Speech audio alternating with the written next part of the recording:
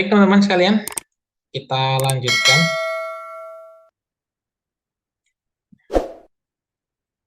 Jadi kita masih membahas tentang manajemen operasional. Ya.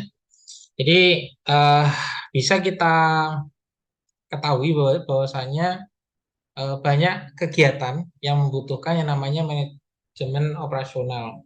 Nah, di mata kuliah ini kita berfokus ke operasional dan produksi. Ya. Nah, tapi kita harus mempelajari ini juga. Yang pertama adalah manajer pabrik. Nah, kenapa manajemen operasional itu harus tahu juga?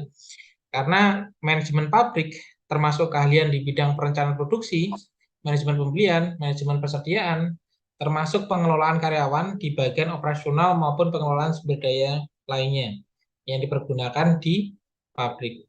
Nah, jadi di dalam perencanaan produksi tentunya manajer pabrik ini salah satu bagian yang mengatur keseluruhan. Ya. Jadi kalau bagian produksi itu kan tidak hanya tentang prosesnya saja, tetapi juga tentang penyiapan bahan, tentang produksinya, tentang manajemen persediaannya, itu pun juga perlu dipikirkan. Ya. Yang kedua adalah direktur pembelian, ya, atau director of purchasing. Ya. Mengenai fungsi pembelian, kemampuan menelaah program penjualan, mengintegrasikan atau membuat keterkaitan dari supplier sampai distributor, mengkoordinasi aktivitas operasi. Nah, direktur pembelian ini pun tidak bisa asal membeli. Jadi memang sih bagiannya hanya membeli, tetapi ini pun juga termasuk bagaimana mengelola. Ya, manajer direktur pembelian ini melihat kira-kira per harinya, per minggunya, per bulannya itu barang itu keluar berapa. Maka dipetakan persediaan apa yang harus dibeli. Nah, jadi semacam stoknya, stok produksinya, ya, bahan untuk diproduksi itu berapa yang harus dibeli. Yang kedua adalah manajer mutu. Nah, manajer mutu ini lebih ke konsep statistik untuk dapat melakukan pengawasan semua aspek operasional karena kualitas merupakan tanggung jawab secara bersama di antara semua pihak yang terlibat dalam perusahaan, terutama fungsi operasional. Nah, jadi di beberapa pabrik itu ada, hampir semua sih, itu ada yang namanya quality control atau manajer mutu. Nah, karena yang namanya perusahaan itu inginnya setiap produk yang diterima oleh konsumen kualitasnya itu sama. Kualitasnya itu sama. Maka diperlukan manajer mutu untuk melakukan proses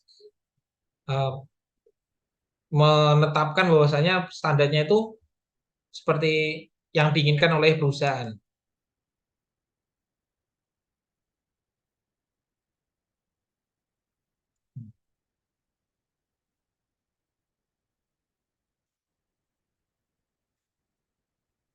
Berikutnya yang keempat adalah konsultan perbaikan proses. Ya. Di dalam posisi ini berkaitan dengan desain proses sehingga dapat memberikan berbagai konsultasi mengenai perbaikan proses untuk operasi perusahaan. Nah, jadi dalam proses produksi tentunya teman-teman tahu bahwasanya ketika proses yang dilakukan itu sesuai dengan standar yang diinginkan perusahaan, maka hasilnya itu juga akan sesuai dengan standar perusahaan.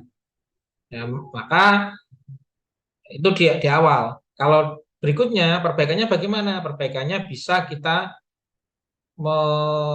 menata layoutnya atau membuat jarak antara divisi satu dengan divisi lain itu tidak terlalu jauh atau lain sebagainya, maka diperlukan konsultan perbaikan proses ini. Karena sejatinya yang namanya SOP itu tidak ada SOP yang sempurna. Selalu akan ada perbaikan, peningkatan di setiap bulannya atau setiap tahunnya. Ya. Karena ya yang namanya perubahan itu keniscayaan. Jadi semua hal itu pasti akan berubah. Tidak ada sesuatu yang pasti. Yang kelima adalah manajer dan perencana rantai pasokan. Ya. Bertanggung jawab mengenai negosiasi kontrak jangka panjang antara perusahaan dengan supplier, ya, ataupun distributor, sehingga harus mempunyai keahlian tentang material requirement planning, ya, supply chain management, teknologi komunikasi canggih dalam dunia bisnis, serta konsep penjadwalan dan persediaan. Nah, manajer dan perencana suplai rantai pasokan ini sangat penting sekali karena diharapkan pasokan yang masuk ke perusahaan itu tidak terlalu banyak atau kurang, ya, harus pas. Apa yang dibutuhkan oleh perusahaan itu diberikan sesuai dengan porsinya masing-masing. Maka perlu adanya manajer dan perencana rantai pasokan. Jadi perjalanan dari proses produksi, mulai dari produksi sampai produk berada di tangan konsumen itu pun harus tahu untuk rantai pasokan ini, ya, karena memang lebih ke detailnya, ya, di awal produksi.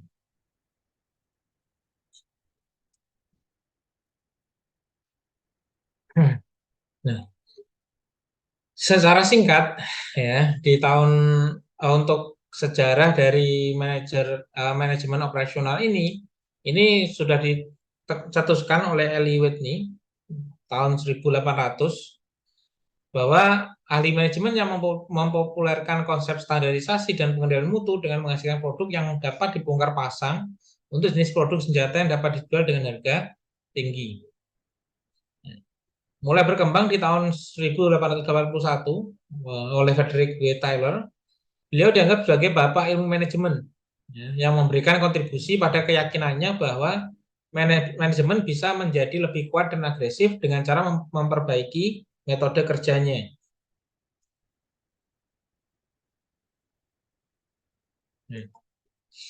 Jadi Frederick ini lebih ke meyakini, ya, awalnya yang namanya kalau dulu ya di tahun sebelum 1881 itu kan ya yang penting kerja. Ya. Mulai di tahun 1881 itu adanya proses manajemen, pengaturan pengaturan tempat, pengaturan bahan baku dan lain sebagainya agar lebih cepat. Taylor dan mitra kerjanya, Henry L. Gunn, serta Frank dan Lillian Gilbert, termasuk yang pertama kali mencari data yang sistematis dan terbaik untuk memproduksi. Baru di tahun 1913, Henry Ford dan Charles Sorensen, ya, berhasil memadukan pengetahuan mereka akan komponen yang distandarisasi dengan lini produksi, sehingga memberikan sumbangan penting tentang mail order. Ya. Jadi ini lebih mengacu ke teknologi saat itu.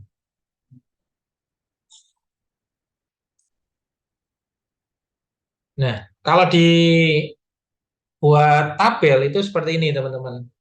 Di tahun 1976 ya, sampai 1880, early early konsepnya itu adalah labor specialist, ya, Smith Smith Babage dan juga standardized part atau Whitney, di mana semua konsepnya itu masih spesialisasi. Baru di tahun 1880 sampai 1910 ada scientific management era, di mana tidak hanya spesifik ya. Kalau awal-awal dulu kan setiap orang itu sudah mengerjakan perbagiannya. Nah, kalau di 1880 sampai 1910 ini lebih ditata juga prosesnya. Ya. Baru di 1910 1980 ada yang namanya produksi massal. Ya. Di mana tidak hanya tentang spesialisasi, terus penataan, nah, perlu juga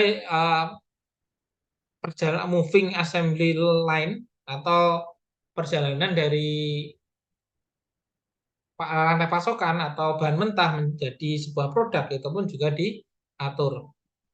Ada statistical sampling, ya, economic order quantity, linear programming, ya, dan lain sebagainya. Nah, dari 1776 sampai 1980 itu berfokus kepada bagaimana mengurangi biaya yang timbul akibat produksi. Karena dulu memang produksinya cukup besar, ya, maka perlu adanya penghematan. Nah, baru di tahun 1980 sampai 1995 itu berfokus pada mutu. Ya. Maka muncul yang namanya just in time. Maksudnya apa just in time? Jadi ketika perusahaan itu butuh bahan baku, ya, maka dari pemasok itu sudah mengirimkan. Jadi aliran bahan baku mulai dari pemasok diproduksi sampai ke menjadi produk sampai ke tangan konsumen itu berurutan. Ya, jadi lebih ke konsumen butuh itu langsung ada, konsumen butuh langsung ada. Nah, poinnya di situ.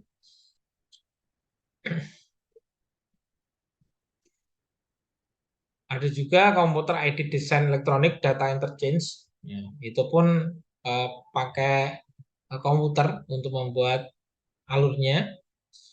Lalu muncul juga yang namanya total quality management, tidak hanya berfokus pada bagian produksi saja, tapi tentang keseluruhan. Ada juga Baldrick Award, Empowerment, dan juga Kanban. Baru di tahun 1995 sampai 2010, ya, ada yang namanya mass customization era, ya, di mana mulai muncul yang namanya internet, ya, globalisasi, resource planning, learning organization, international quality standard, ya, finite scheduling, supply chain management, agile manufacturing, dan juga e-commerce. Ini yang menjadi lompatan besar, ya. Mulai di tahun 1995 itu mulainya ada internet itu perubahannya begitu luar biasa. Kalau di Indonesia ini mulai muncul itu tahun 2000-an. Ya, mulai 2000 ke 2005, 2010 itu dari 2010 sampai saat ini itu perkembangannya begitu pesat sekali. Ya. Jadi sangat berbeda dengan sebelum tahun 2010.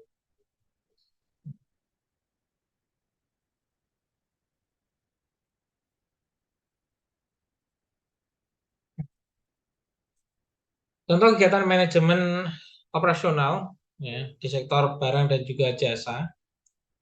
Ya. Kalau di produk barang, ini manajemen operasional itu lebih ke manufaktur, ya, pertanian, perkebunan, perikanan, dan berbagai pabrik pembuatan produk barang. Ya. Pertambangan, industri berat maupun ringan, konstruksi, otomotif, dan juga perumahan. Ya. Kalau untuk produk jasa, ini lebih ke jasa profesional, pendidikan, hukum, kesehatan, perdagangan, layanan masyarakat, transportasi, perbankan, asuransi, hiburan, administrasi, real estate, dan juga jasa perbaikan. Dari contoh ini, ya, untuk proses produksinya, ya, produksi barang ataupun jasa itu perbedaannya adalah di waktu dan juga tempat. Nah, kalau produk barang itu biasanya kan diproduksi di pabrik dulu, lalu dijual di distributor, ya, dijual ke reseller ataupun toko. Sedangkan produk jasa, proses produksinya ya pada saat itu, pada saat melayani. Jadi eh, proses produksi produknya itu di saat itu. Dan untuk proses manajemennya itu juga akan berbeda antara produk barang dan juga produk jasa. Ya. Kalau untuk produk barang itu sebagian besar kan pakai mesin dan untuk kemampuan dari operatornya itu tidak terlalu menuntut hal yang eh, terlalu menuntut menuntut lebih. Ya. Tetapi kalau di produk jasa ini pun produknya itu adalah manusianya itu, bagaimana proses pelayanannya, bagaimana alur proses produksinya itu pun juga akan kelihatan. Ya. Maka perlu tenaga-tenaga ahli di dalam proses pembuatan produk jasa.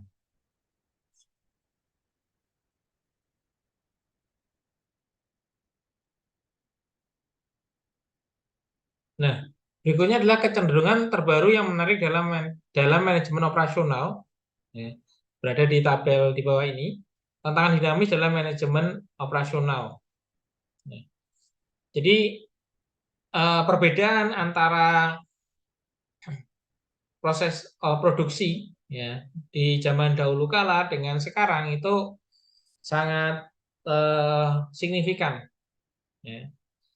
Dahulu ya itu sebelum adanya internet itu kan kita berfokus pada lokal atau nasional.